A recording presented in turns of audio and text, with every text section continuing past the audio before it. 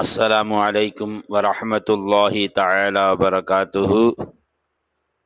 சுப்ஹானக லா இல்ம லனா இல்லா மா அல்லம்தனா இன்னக அன்தல் அலீமுல் ஹக்கீம். அல்ஹம்துலில்லாஹ் வஸ்ஸலாத்து வஸ்ஸலாமு அலா ரசூலில்லாஹ் ஸல்லல்லாஹு அலைஹி வஸல்லம். அம்மா பாத். அன்பிற்கும் பாசத்திற்கும் உரிய தோழர்களே, தோழிகளே, நலமுடன் இருக்கிறீர்களா? இன்றைய தினம் நாம் ஒரு மாவீரனை பற்றி பேசப் போகின்றோம். நாமெல்லாம் சுதந்திர இந்தியாவுடைய இந்த நிலையில, இந்த காலத்தில் வாழ்ந்து கொண்டிருக்கிறோம். இந்திய நாடு சுதந்திரம் அடைந்து பல ஆண்டுகள் கடந்து விட்டது என்றாலும் கூட ஒவ்வொரு ஆண்டும் சுதந்திரத்தில் பாடுபட்ட போராடிய மாவீரர்கள் நினைவு கூறப்படக்கூடிய நிகழ்வுகள் என்றென்றும் நடைபெற்று கொண்டே இருக்கிறது, நடைபெற்று கொண்டே இருக்க வேண்டும். ஏனென்று சொன்னால் நம்முடைய முன்னோர்கள் அவ்வளவு சிரமம் மேற்கொண்டிருக்கிறார்கள். குறிப்பாக இஸ்லாமிய பெருமக்கள். எனவே அப்படிப்பட்ட நபர்களில் முக்கியமான ஒரு நபர், ஒரு மாவீரன், ஒரு அரசன், ஒரு சுல்தானை பற்றி நாம் தெரிந்து கொள்வோமா? அவனுடைய ஆற்றல், அவனுடைய பலத்தை ஆங்கிலேயனேயே அவனே பிரமித்து போன வரலாறுகள்லாம் இருக்கிறது. அப்படிப்பட்ட ஒரு வேங்கை மகன் யார் தெரியுமா? மைசூர் வேங்கை என்று நீங்கள் கேள்விப்பட்டிருப்பீர்கள். மைசூர் வேங்கை என்பதாக சொல்வார்கள். மிகப்பெரிய அரசன், ஆம், திப்பு சுல்தான் ஷஹீத் ரஹிமஹுல்லா அவரை பற்றி நாம் பேசப் போகிறோம். நண்பர்களே, தோழர்களே, திப்பு சுல்தான் ஷஹீத் ரஹிமஹுல்லா அவருடைய வரலாறு பார்க்கும் பொழுது அவர்கள் கிபி 1751 ஆண்டு அவர்கள் பிறக்கின்றார்கள், டிசம்பர் மாதம். அவருடைய இறப்பு கிபி 1799 மே 4 அவர் இறப்பு ஏற்படுகிறது. அவர்கள் தென்னிந்தியாவை அடிப்படையாக கொண்டு ஆட்சி செய்த ஒரு ஆட்சியாளர், மைசூரை ஆட்சி செய்திருந்த ஒரு ஆட்சியாளராக இருந்தார்கள். மைசூர் புலி என்பதாகவே அவர்கள் போற்றப்பட்டு கொண்டிருந்தார்கள். அவர்களுடைய அந்த போராட்ட குணத்திற்கு முன்னால் எதிரியெல்லாம் சிதறடித்து போன வரலாறுகள்லாம் தனி பெரும் கதையாகவே இருக்கிறது. ஆக மைசூர் சுல்தான் ஷஹீத் திப்பு சுல்தான் ஷஹீத் ரஹிமஹுல்லா அவர்களுடைய ஆட்சி காலம் என்று பார்க்கும் பொழுது கிபி 1782 முதல் கிபி 1799 வரை அவர்கள் ஆட்சி செய்தார்கள். டிசம்பர் 10 கிபி 1782 அவர்கள் அரியணை ஏறுகிறார்கள். அவர்களுக்கு டிசம்பர் 29 முடிசூட்டுதல் நடைபெறுகிறது. அதற்கு முன்னால் அவருடைய தந்தை ஹைதர் அலி அவர்கள் அந்த மைசூரை ஆண்டு கொண்டிருந்தார்கள். அவர்களுடைய பிறப்பை பற்றி முன்னதாக தெரிந்து கொண்டும் அல்லவா, 1751 அவர்கள் பிறக்கிறார்கள். டிசம்பர் 1 தேவனஹள்ளி மைசூர் அரசு என்ற இடத்தில், தற்போது அது கர்நாடகா உள்ள பகுதியாக இருக்கிறது. அவர் இறப்பை நாம் சொன்னோம் அல்லவா, 1789 மே 4 அவர்கள் இறந்தார்கள் அல்லவா. அவர் வயது அந்த நேரத்தில் 47. திப்பு சுல்தான் ஷஹீத் அவர்களுடைய இறப்பு நேரத்தில் 47 வயதுகள். மட்டுமில்லாமல் அவர்கள் ஸ்ரீரங்கப்பட்டணம் மைசூர் சுல்தானகம் என்ற இடத்திலே அவர்கள் இறப்பு ஏற்படுகிறது. அதுவும் தற்காலத்தில் கர்நாடகாவை உள்ள ஒரு பகுதியாக இருக்கிறது. அவர் அடக்கம் செய்யப்பட்ட இடம், அடக்கம் செய்யப்பட்ட நாள் மே 5 1799 கும்பசு ஸ்ரீரங்கப்பட்டினம். அது தற்காலம் மண்டியா, கர்நாடகக்கூடிய மண்டியா பகுதியிலே அவர்கள் அடக்கம் நடைபெற்றது. அவருடைய சிறு சிறு நாம் வரலாற்று குறிப்பை நாம் பேசிக் கொண்டிருக்கிறோம். அவர்களுக்கு 2 மனைவியர்கள். ஒன்று ருக்கையா பானு பேகம் என்ற மனைவி. அவர்கள் நிக்கா 1774 திருமணம் நடைபெறுகிறது. இரண்டாவது ஹதீஜா சமன் பேகம் என்பவர்கள். அவர் திருமணம் 1796 நடைபெறுகிறது. அவர்கள் 1797 அவர்கள் இறந்து விடுகிறார்கள். திப்பு சுல்தான் அவர்களுக்கு குழந்தைகள் என்று பார்க்கும்போது சேஷதா ஹைதர் அலி என்ற ஒரு குழந்தை, குலாம் முகமது, சுல்தான் சாஹிப், இன்னும் சில குழந்தைகளும் இருக்கிறார்கள். அவர்கள் ஆட்சி செய்து கொண்டிருந்த நேரத்தில் இஸ்லாமிய ஆட்சியுடைய நடைமுறைகள் இருந்தது. அதே போன்று அவர்களுடைய அலுவல் பூர்வ மொழியாக பாரசீகமும் பூர்வீக மொழியாக உருதும் இருந்தது. தந்தை பெயர் நாம் முன்னதாக சொன்னோம் ஹைதர் அலி. தாயுடைய பெயர் ஃபாத்திமா பஹர் உன் நிசா என்ற பெண் பெயர் தான் அவர்களுடைய தாயார் பெயர். அவர்கள் சார்ந்த மதம் இஸ்லாமிய சன்னி மதம். அவர்களுக்கென்று ஒரு முத்திரையும் இருந்தது. சுல்தான் என்ற ஒரு முத்திரையும் அவர்கள் வைத்திருந்தார்கள். அவர்களுடைய இராணுவ கட்டமைப்பு என்று பார்க்கும்போது மைசூர் இராணுவம் என்ற கட்டமைப்பை ஏற்படுத்தி வைத்திருந்தார்கள். அவர்கள் முன்னெடுத்த போர்கள் பார்க்கும்போது ஒரு நீண்ட நெடிய பட்டியலை நாம் பார்க்க முடிகிறது. என்ன என்று சொன்னால், முதலாம் ஆங்கில மைசூர் போர், முதலாம் ஆங்கில மராத்திய போர், இரண்டாவது ஆங்கில மைசூர் போர், பொல்லிலூர் போர் 1780 நடைபெற்றது. அன்னகுடி யுத்தம், பெத்னூர் முற்றுகை, மங்களூர் முற்றுகை, மராத்திய மைசூர் போர், மோதி தலாப் யுத்தம், நறுகுந்து முற்றுகை, அதோனி முற்றுகை, சவனூர் யுத்தம், பகதூர் பெந்தா முற்றுகை, மலபார் மீது மைசூர் படையெடுப்பு, மூன்றாவது ஆங்கில மைசூர் போர், நெடும் கோட்டை யுத்தம், பெங்களூர் முற்றுகை, அராகர் போர், கோயம்புத்தூர் முற்றுகை, நந்திதுர்க் முற்றுகை, சவேந்துர்க் முற்றுகை, ஸ்ரீரங்கப்பட்டினம் முற்றுகை 1792. நான்காம் ஆங்கில மைசூர் போர், சீதசீர் யுத்தம், சுல்தான்பேட்டை தோப்பு போர், ஸ்ரீரங்கப்பட்டினம் முற்றுகை 1799. எல்லாம் அவர்கள் முன்னெடுத்த யுத்தங்களுடைய பட்டியல்கள். ஆக அவர்களுடைய ஆட்சி திப்பு சுல்தான் பெங்களூர் நகருக்கு வடக்கே 33 கிலோமீட்டர் தொலைவில் உள்ள தேவனஹள்ளி என்ற ஊரில் பிறந்தார். அவருடைய ஆட்சி இளம் வயதிலே அவர்கள் செய்ய ஆரம்பித்தார்கள். திப்பு சுல்தான் அவர்கள் 17ஆம் வயதிலிருந்து அரசியல் போர் நடவடிக்கைகளை அவர்கள் தலைமையேற்று நடத்த ஆரம்பித்தார்கள். அவர் தந்தை ஹைதர் அலி முறையான முறையில் கல்வி கற்றவர் கிடையாது. அதனால் அவர் மகனுக்கு கல்வியை அவர்கள் ஆசிரியரை கொண்டு நியமித்து கல்வியை கற்றுக் கொடுத்தார்.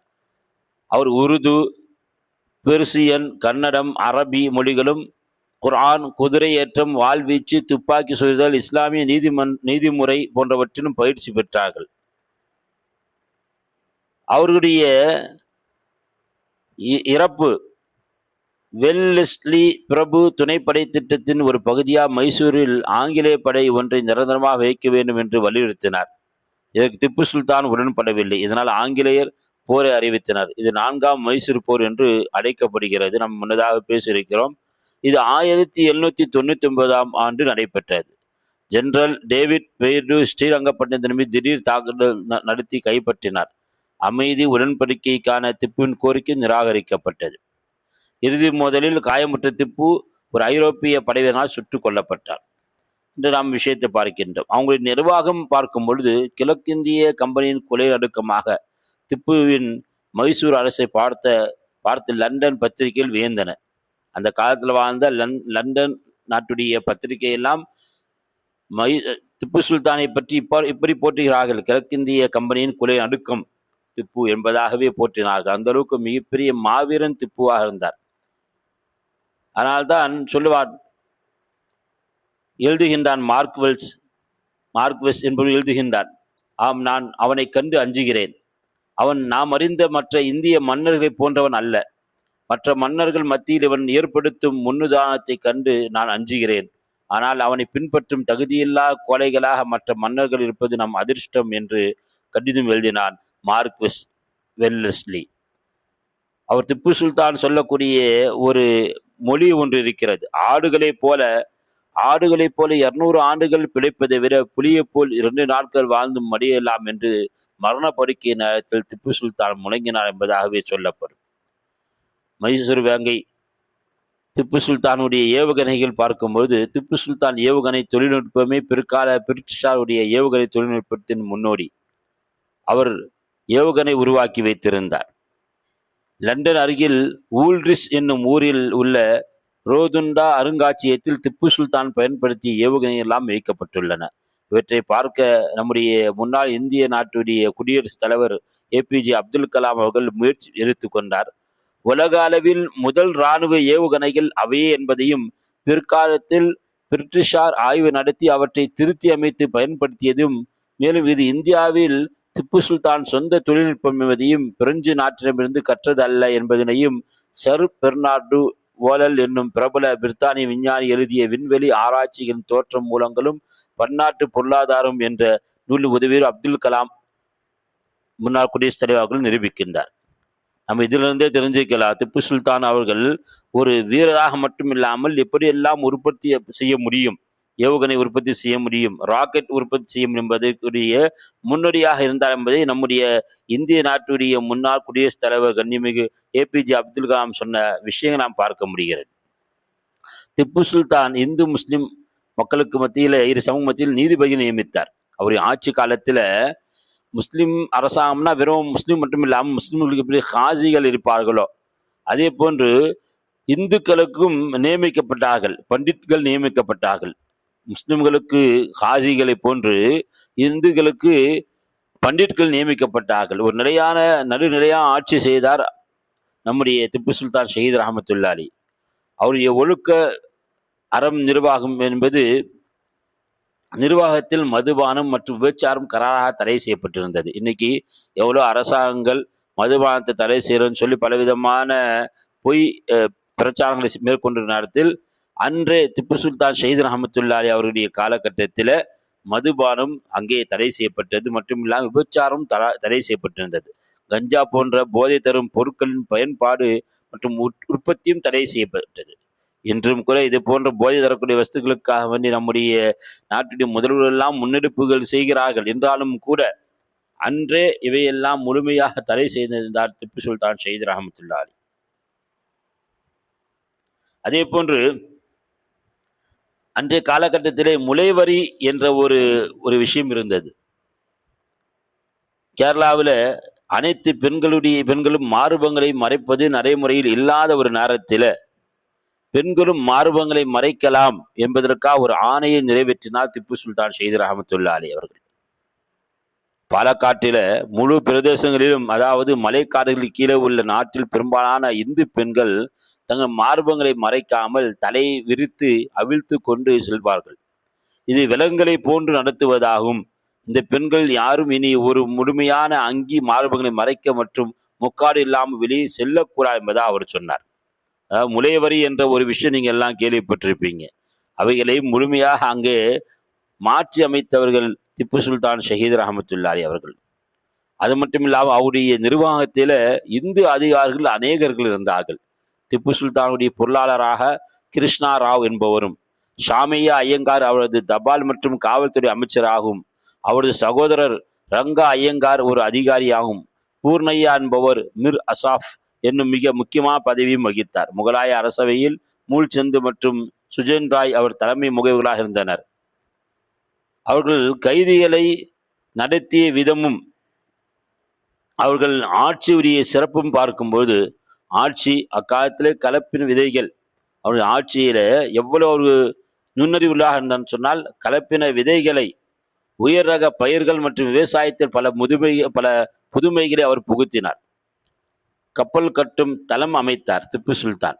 இப்போதுள்ள பொது விநியோக திட்டம் அவர் ஆட்சியில் அப்போதே செயல்பாட்டில் இருந்தது. பொது விநியோக திட்டம் கிராமங்களும் நகரங்களுக்கும் சமமான வளர்ச்சி அடைந்தன. அவர் காலகட்டத்தில் போரில் ராக்கெட் தாக்குதல்களை பயன்படுத்தினார். ராக்கெட்டை உற்பத்தி செய்து தாக்குதல் ஏற்படுத்தினார். இதற்கு சான்றாக வாலோபஸ் விண்வெளி நிலையத்தில் உள்ள ஒரு சித்திரத்தில் போரில் ஆசிரியர்கள் ஆசியர்கள் ராக்கெட் பயன்படுத்தும் படம் உள்ளதையும், அது மைசூர் போரில் திப்பு சுல்தான் படை ஆங்கிலேயர் மேல் நடத்திய தாக்குதலை குறிப்பதையும் இந்தியாவின் குடியரசு முன்னாள் தலைவர் ஏபிஜே அப்துல் கலாம் அவர்கள் கண்டு வியந்துள்ளார்கள். ஆக திப்பு சுல்தானுடைய ஒவ்வொரு நிகழ்வுகளும் நாம் பார்த்து கொண்டிருக்கிறோம். திப்பு சுல்தான் அவர்கள் இவ்வளவு தனிப்பட்ட வாழ்க்கையில பலவிதமான போராட்ட குணம் உடையவராகும், வீரராகும், எப்படியெல்லாம் போராட வேண்டும், எப்படியெல்லாம் வாழ்க்கை முறையை கழிக்க என்பதை அவர்கள் மேற்கொண்டு மட்டுமில்லாமல் இந்து முஸ்லிம் என்று பாகுபாடு இல்லை. நிர்வாகத்திலே முஸ்லிம்களுக்கு ஒரு நீதிபதி இருப்பார் என்று சொன்னால் இந்துக்களுக்கும் ஒரு நீதிபதி இருந்தார். இந்துக்கள் மீதும் அவர் கரிசனையோடு இருந்தார். அவர் நிர்வாகத்திலே பக்கத்திலே அவர்கள் அமர வைத்து அழகு பார்த்தவர் திப்பு சுல்தான் ஷஹீத் ரஹமத்துல்லா அலி.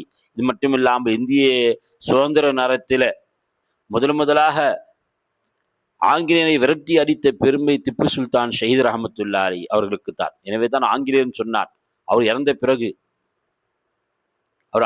இறந்த பிறகு சொன்னான் ஆங்கிலேயன், திப்பு சுல்தான் இறந்து விட்டார், இனி இந்தியா நம்முடைய கையில் என்பதாக அவன் பெருமையோடு சொன்னான். என்று சொன்னால் திப்பு இருக்கிற வரைக்கும் அவர்களால் எந்த விதமான தவறும் தப்பும் செய்ய முடியாமல் அவர்கள் வியந்து இருந்தார்கள். திப்பு எப்போது இறந்து போனாயோ உடனே சொன்னாக இந்தியா நம்முடைய கையில் என்பதாக.